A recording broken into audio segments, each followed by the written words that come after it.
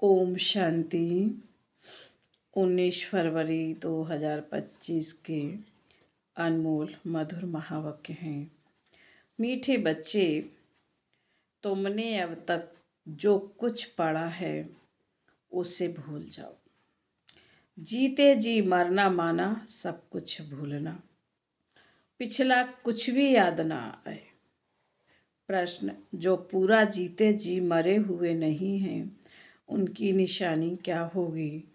बाबा का उत्तर है, वह बाप से भी आर्ग्यू करते रहेंगे, शास्त्रों का मिसाल देते रहेंगे।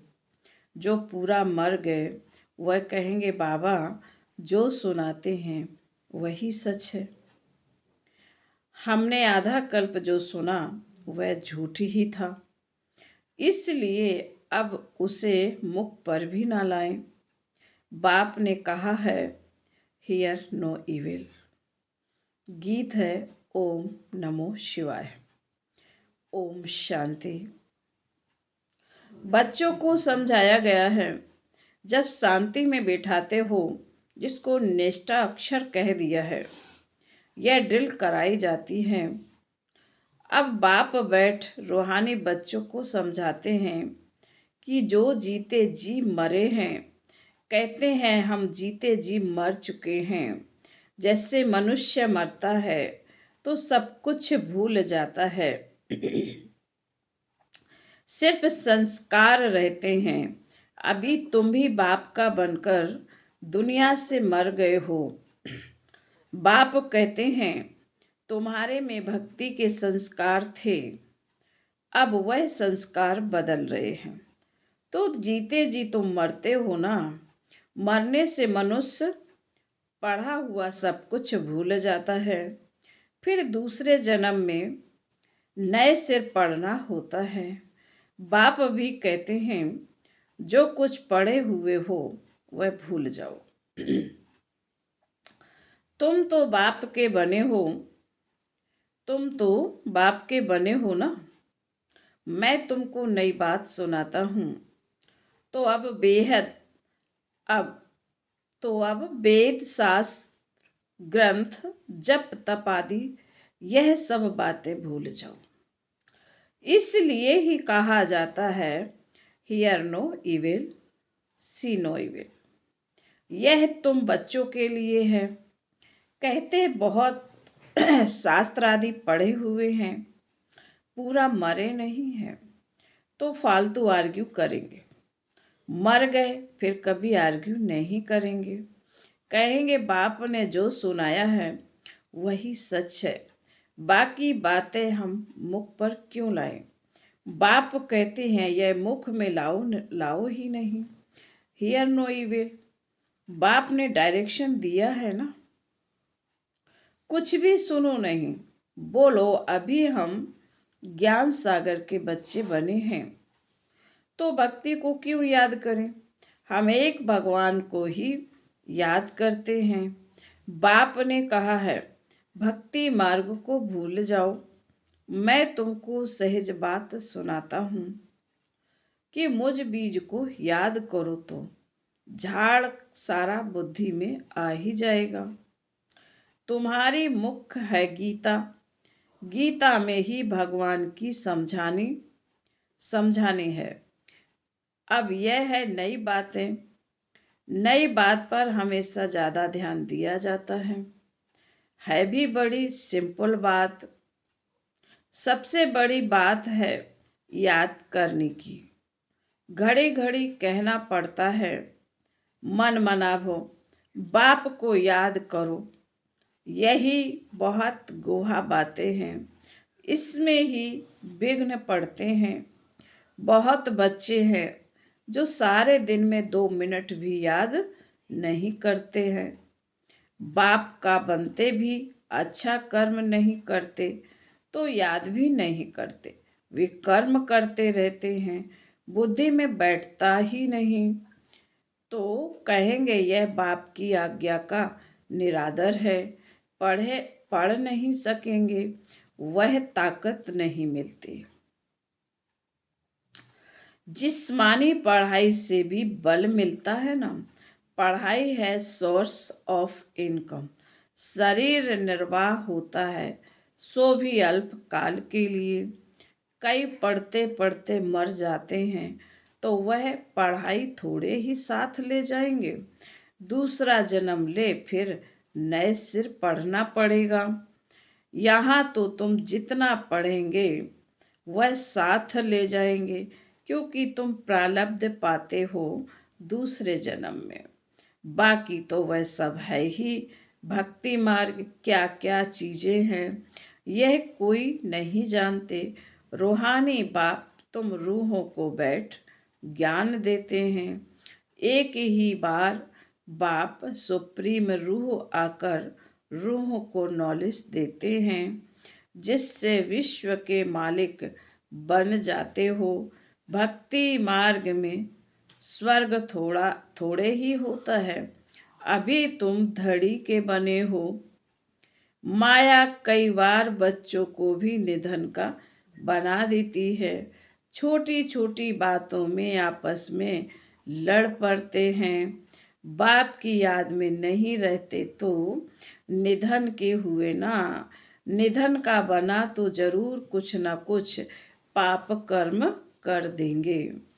बाप कहते हैं मेरा बनकर मेरा नाम बदनाम ना करो। एक दो से बड़ा प्यार से चलो, उल्टा सुल्टा बोलो मत। बाप को ऐसी ऐसी अहिल्याएं कुब्जाए भीलनियों का भी उद्धार करना पड़ता है। कहते हैं भीलनी के बेर खाए।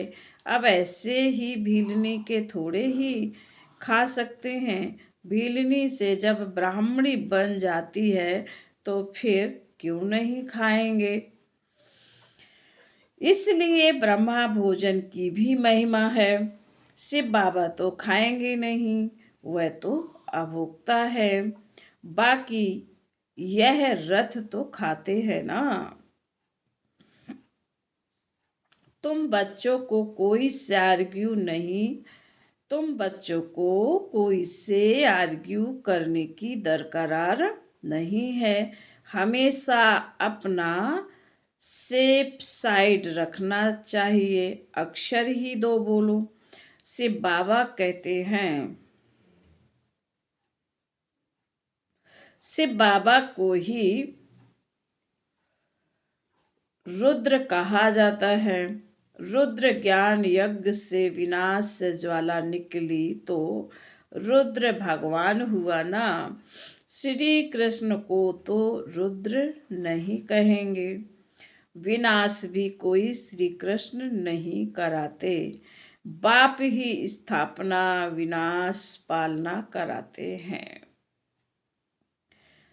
खुद कुछ नहीं करते नहीं तो दोष पड़ जाए, वह है करण करावनहार। बाप कहते हैं हम कोई कहते नहीं है कि विनाश करो। यह सारा ड्रामा में नूधा हुआ है। शंकर कुछ करता है क्या? कुछ भी नहीं। यह सिर्फ गायन है कि शंकर द्वारा विनाश, बाकी विनाश तो वह आप ही कर रहे हैं। यह अनादि बना हुआ ड्रामा है जो समझाया जाता है। रचयिता बाप को ही सब भूल गए हैं। कहते हैं गॉड फादर रचयिता है, परंतु उनको जानते ही नहीं। समझते हैं कि वह दुनिया क्रिएट करते हैं। बाप कहते हैं मैं क्रिएट नहीं करता हूँ, मैं चेंज करता हूँ। सतयुग को कलयुग को सतयुग बनाता हूँ। मैं संगम पर आता हूँ, जिसके लिए गाया हुआ है सुप्रीम ऑस्पिशियस योग। भगवान कल्याणकारी हैं, सबका कल्याण करते हैं, परंतु कैसे और क्या कल्याण करते हैं यह कुछ जानते नहीं। अंग्रेजी में कहते हैं लिबरेटर, गाइड, परंतु उनका अर्थ थोड़े ही समझते हैं। कहते हैं भक्ति के बाद भगवान मिलेगा, सद्गति मिलेगी। सर्व की सद्गति तो कोई मनुष्य कर ना सके, नहीं तो परमात्मा को पतित पावन सर्व का सद्गति दाता क्यों गाया जाए। बाप को कोई भी जानते नहीं, निधन के हैं, बाप से विपरीत बुद्धि है। अब बाप क्या करें, बाप तो खुद मालिक है। उनकी शिव जयंती भी भारत में मनाते हैं। बाप कहते हैं मैं आता हूँ भक्तों का फल देने, भक्तों को फल देने। आता भी भारत में हूँ, आने के लिए मुझे शरीर तो जरूर चाहिए। प्रेरणा से थोड़े ही कुछ होगा, इनमें प्रवेश कर इनके मुख द्वारा तुमको ज्ञान देता हूँ। गौ मुख की बात नहीं है, यह तो इस मुख की बात है। मुख तो मनुष्य का चाहिए ना कि जानवर का। इतना भी बुद्धि काम नहीं करती। दूसरे तरफ फिर भागीरथ दिखाते हैं, वह कैसे और कब आते हैं जरा भी किसी को पता नहीं है। तो बाप बच्चों को बैठ समझाते हैं कि तुम मर गए तो भक्ति मार्ग को एकदम भूल जाओ। शिव भगवान वाच मुझे याद करो तो विकर्म विनाश हो जाएंगे। मैं ही पतित पावन हूँ, तुम पवित्र हो जाएंगे, फिर सबको ले जाऊंगा। मैसेज घर घर में दो। बाप कहते हैं मुझे याद करो तो विकर्म विनाश होंगे, तुम पवित्र बन जाएंगे। विनाश सामने खड़ा है, तुम बुलाते भी हो, हे पतित पावन आओ, पतितों को पावन बनाओ। राम राज्य स्थापन करो, रावण राज्य से मुक्त करो। वह हर एक अपने अपने लिए कोशिश करते हैं। बाप तो कहते हैं मैं आकर सर्व की मुक्ति करता हूँ। सभी 5 विकारों रूपी रावण की जेल में पड़े हैं, मैं सर्व की सद्गति करता हूँ। मुझे कहा भी जाता है दुख हरता सुख करता। राम राज्य तो जरूर नई दुनिया में होगा। तुम पांडवों की अभी है प्रीत बुद्धि, कोई कोई की तो फौरन प्रीत बुद्धि बन जाती है, कोई कोई की आहिस्ते आहिस्ते प्रीत जुटती है। कोई तो कहते हैं बस हम सब कुछ बाप को सरेंडर करते हैं, सिवाय एक के दूसरा कोई रहा ही नहीं। सबका सहारा एक गॉड ही है। कितनी सिंपल से सिंपल बात है। बाप को याद करो और चक्र को याद करो तो चक्रवर्ती राजा रानी बनेंगे। यह स्कूल ही विश्व का मालिक बनने का, यह स्कूल ही है विश्व का मालिक बनने का। तब चक्रवर्ती राजा नाम पड़ा है। चक्र को जानने से फिर चक्रवर्ती बनते हैं, यह बाप ही समझाते हैं। बाकी आर्ग्यू कुछ भी नहीं करनी है। बोलो भक्ति मार्ग की सब बातें छोड़ो। बाप कहते हैं सिर्फ मुझे याद करो। मूल बात ही यह है, जो तीव्र पुरुषार्थी होते हैं वह जोर से पढ़ाई में लग जाते हैं। जिसको पढ़ाई का शौक होता है वह सवेरे उठकर पढ़ाई करते हैं। भक्ति वाले भी सवेरे उठते हैं। नौधा भक्ति कितनी करते हैं, जब सिर काटने लगते हैं तो साक्षात्कार होता है। यहाँ तो बाबा कहते हैं यह साक्षात्कार भी नुकसान कारक है। साक्षात्कार में जाने से पढ़ाई और योग दोनों बंद हो जाते हैं, टाइम वेस्ट हो जाता है। इसलिए ध्यान आदि का शौक तो बिल्कुल नहीं रखना है। यह भी बड़ी बीमारी है जिससे माया की प्रवेशता हो जाती है। जैसे लड़ाई के समय न्यूज सुनाते हैं तो बीच में ऐसी कुछ खराबी कर देते हैं जो कोई सुन ना सके। माया भी बहुतों को विघ्न डालती है, बाप को याद करने नहीं देती। समझा समझा जाता है इनकी तकदीर में विघ्न है।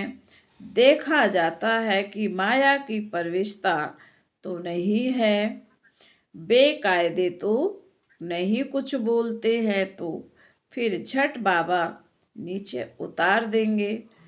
बहुत मनुष्य कहते हैं हमको सिर्फ साक्षात्कार हो तो इतना सब धन माल आदि हम आपको दे देंगे। बाबा कहते हैं यह तुम अपने पास से ही रखो।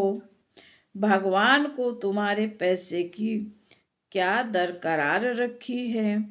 बाप तो जानते हैं इस पुरानी दुनिया में जो कुछ है सब भस्म हो जाएगा। बाबा क्या करेंगे। बाबा पास तो फुरी फुरी यानी बूंद बूंद तालाब हो जाता है। बाप के डायरेक्शन पर चलो, हॉस्पिटल कम यूनिवर्सिटी खोलो, जहाँ कोई भी आकर विश्व का मालिक बन सके। 3 पैर पृथ्वी में बैठ तुमको मनुष्य को नर से नारायण बनाना है, परंतु 3 पैर पृथ्वी के भी नहीं मिलते हैं। बाप कहते हैं मैं तुमको सभी वेदों शास्त्रों का सार बताता हूँ। यह शास्त्र हैं सब भक्ति मार्ग के। बाबा कोई निंदा नहीं करते हैं, यह तो खेल बना हुआ है। यह सिर्फ समझाने के लिए कहा जाता है तो फिर भी खेल ना। खेल की हम निंदा नहीं कर सकते हैं। हम कहते हैं ज्ञान सूर्य ज्ञान चंद्रमा, तो फिर वह चंद्रमा आदि में जाकर डूबते हैं ढूंढते हैं। यहाँ बाबा ने कहा हम कहते हैं ज्ञान सूर्य ज्ञान चंद्रमा, तो फिर वह चंद्रमा आदि में जाकर ढूंढते हैं। वहाँ कोई राजाई रखी है क्या। जापानी लोग सूर्य को मानते हैं, हम कहते हैं सूर्यवंशी। वह फिर सूर्य की बैठ पूजा करते हैं, सूर्य को पानी देते हैं। तो बाबा ने बच्चों को समझाया कोई बात में जास्ती आर्ग्यू नहीं करनी है। बाप की बात ही एक सुनाओ। बाप कहते हैं माँ में कम याद करो तो पावन बनेंगे। अभी रावण राज्य में सभी पतित है, परंतु अपने को पतित कोई मानते थोड़े ही है। तुम बच्चे तुम्हारी एक आंख में शांति धाम, एक आंख में सुख धाम, बाकी इस दुख धाम को भूल जाओ। तुम हो चैतन्य लाइट हाउस। अभी प्रदर्शनी में भी नाम रखा है भारत दी लाइट हाउस, लेकिन वह कोई थोड़े ही समझेंगे। तुम अभी लाइट हाउस हो ना। पोर्ट पर लाइट हाउस स्टीमर को रास्ता बताते हैं। तुम भी सबको रास्ता बताते हो। तुम भी सबको रास्ता बताते हो मुक्ति और जीवन मुक्ति धाम का। जब कोई भी प्रदर्शनी में आते हैं तो बहुत प्रेम से बोलो, गॉड फादर तो सबका एक है ना। गॉड फादर या परम पिता कहते हैं कि मुझे याद करो, तो जरूर मुख द्वारा कहेंगे ना। ब्रह्मा द्वारा स्थापना। हम सब ब्राह्मण ब्राह्मणियां हैं। ब्रह्मा मुख वंशावली। तुम ब्राह्मणों की वह ब्राह्मण भी महिमा गाते हैं। ब्राह्मण देवताय नमः। ऊंच ते ऊंच है ही एक बाप। वह कहते हैं मैं तुमको ऊंच ते ऊंच राजयोग सिखाता हूँ, जिससे तुम सारे विश्व के मालिक बनते हो। वह राजाई तुमसे कोई छीन ना सके। भारत का विश्व पर राज्य था। भारत की कितनी महिमा है, अभी तुम जानते हो कि हम श्रीमत पर यह राज्य स्थापन कर रहे हैं। फिर बाबा बोले अच्छा, मीठे मीठे शकील धे बच्चों प्रति मात पिता बाप दादा का याद प्यार और गुड मॉर्निंग। रूहानी बाप की रूहानी बच्चों को नमस्ते। हम रूहानी बच्चों की रूहानी मात पिता बाप दादा को याद प्यार गुड मॉर्निंग और नमस्ते नमस्ते नमस्ते। ओम शांति। धारणा के लिए मुख्य सार है। पहली पॉइंट, तीव्र पुरुषार्थी बनने के लिए पढ़ाई का शौक रखना है।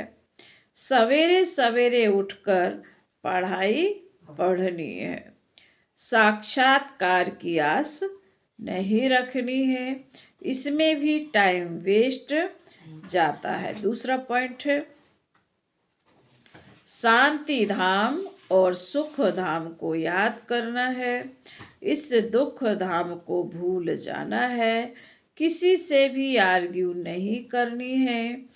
प्रेम से मुक्ति और जीवन मुक्ति धाम का रास्ता बताना है। वरदान, सदा सुखों के सागर में लवलीन रहने वाले, सदा सुखों के सागर में लवलीन रहने वाले अंतर्मुखी भव। कहा जाता है अंतर्मुखी सदा सुखी। जो बच्चे सदा अंतर्मुखी भव का वरदान प्राप्त कर लेते हैं, वह बाप समान सदा सुख के सागर में लवलीन रहते हैं। सुखदाता के बच्चे स्वयं भी सुखदाता बन जाते हैं। सर्व आत्माओं को सुख का ही खजाना बांटते हैं। तो अब अंतर्मुखी बन ऐसी प्रसन्न मूरत बन जाओ, जो आपके पास कोई भी किसी भी भावना से आए, अपनी भावना संपन्न करके जाए। जैसे बाप के खजाने में अप्राप्ति कोई वस्तु नहीं, वैसे आप भी बाप समान भरपूर बनो। स्लोगन, रूहानी शान में रहो तो कभी भी अभिमान की फीलिंग नहीं आएगी। रूहानी शान में रहो तो कभी भी अभिमान की फीलिंग नहीं आएगी। आज के अव्यक्त इशारे है।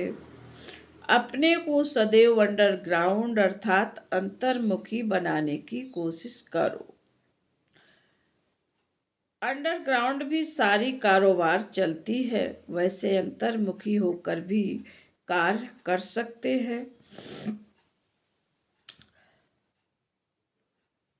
अंतर्मुखी होकर के कार्य करने से एक तो विघ्नों से बचाओ, दूसरा समय का बचाओ, तीसरा संकल्पों का बचाओ, वह बचत हो जाएगी। एकांतवासी भी और साथ साथ रमणीकता भी इतनी ही हो। अच्छा, ओम शांति।